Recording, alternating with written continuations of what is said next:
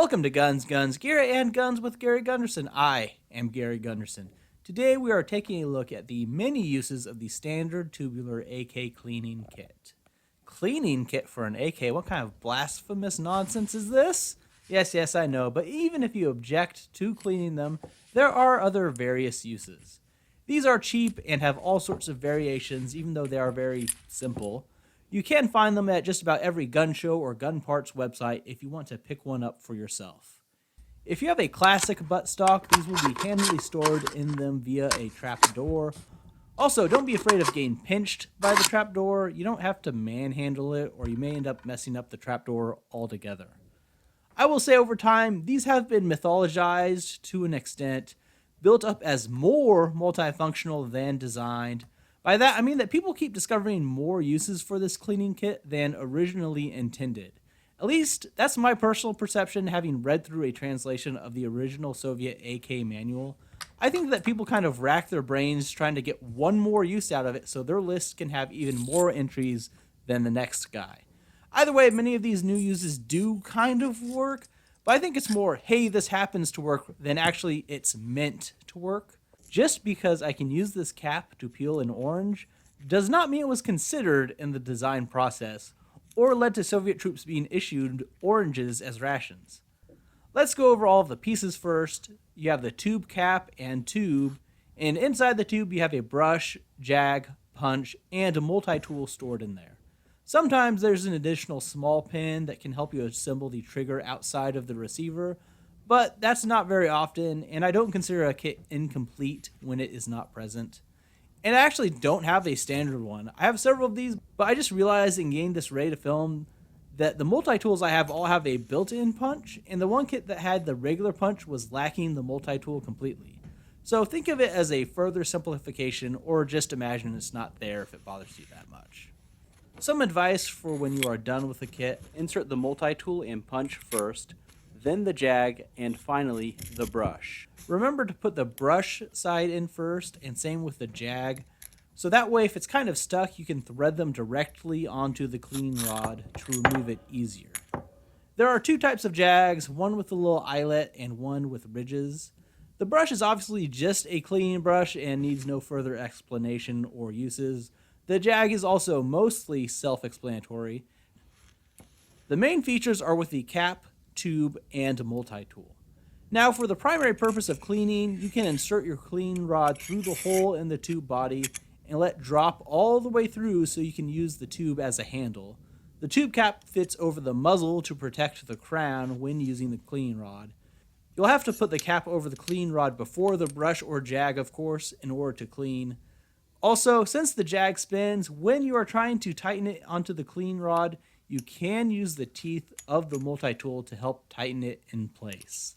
Notice how the cap interacts with the traditional style muzzle brake and can stay on it just like it does on the tube itself. Insert the multi-tool in the tube body to get leverage on the multi-tool to use the flat as a screwdriver on the buttstock, sling, etc. Or if you reverse it, you have the teeth, which are used to adjust the front sight post. There are other uses with the tube and cap, but most of these are not listed in the actual manual, which is why I have separated them. These are mostly things that also work, including one I really thought was intended, but I don't have any evidence of, and that's using the square cut on the gas tube lever when it's too tight to move by hand. Another use I've seen online is a windage adjustment quote-unquote tool, which is just using the cap as a spacer and the bottom of the tube as a hammer to hit it, adjusting to the left or right. Using the cap as a carbon scraping tool on the gas piston, on the rings or top. The cap can also be used to help when you are adjusting recoil springs. Traditionally, you put the springs on the ears of the hammer and use something to hold them in place so they don't snap back. The cap happens to fit perfectly over the hammer to hold them in place.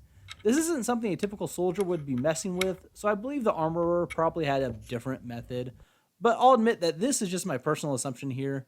I've seen this one on several lists, and you really have to kind of hold it on there, and not only that, One of the variants I have is way too small to be of any good for this. Another kind of dubious one to me is to use the tube body to adjust the safety lever if it's too tight or loose by moving the safety lever above the receiver and using the body to slightly bend it towards or away from the receiver, which I'm not sure what this gets you apart from, just doing it by hand, but oh well. The punch is obviously used as a punch on various parts of the rifle, the small end on the bolt and the bolt pin catch, the larger end on the trigger.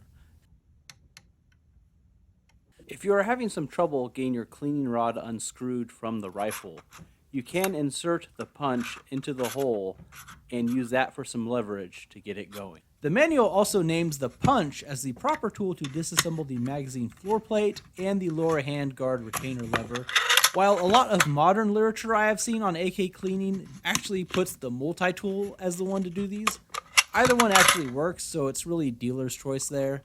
Either way, with the lower handguard retaining lever, be careful how you brace it so you don't damage the handguard if you are using it for leverage. Another modern usage I've seen is to insert the narrow end into the gas block to clear away carbon buildup in the hole from the barrel to the gas tube, while the official manual suggests a purpose-built reamer for this function. In addition to the uses already listed, the multi-tool can be used to hold in the muzzle brake detent to make changing the muzzle devices easier. I've also seen it listed as a gas scraper on the gas piston and a way to help change out the recoil spring by using the teeth to pull down the springs easier. Likewise, people suggest using the teeth to essentially grab the trigger springs and manipulate them. These are all obviously things people figured out after the fact as something that kind of works. And finally, mostly cleaning kit adjacent, you can use the jag or more often recommended the cleaning rod for leverage on the upper handguard to change it out. All in all, the kit is very functional and useful for something that can easily fit in the buttstock.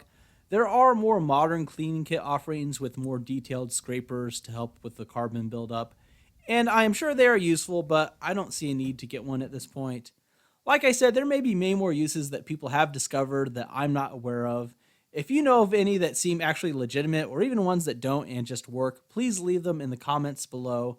Or if you can point to literature or training that shows these uses that I'm dubious about, please let me know. I'm always looking to get more information. Please take the time to like the video and subscribe to the channel for more content. Thanks for watching.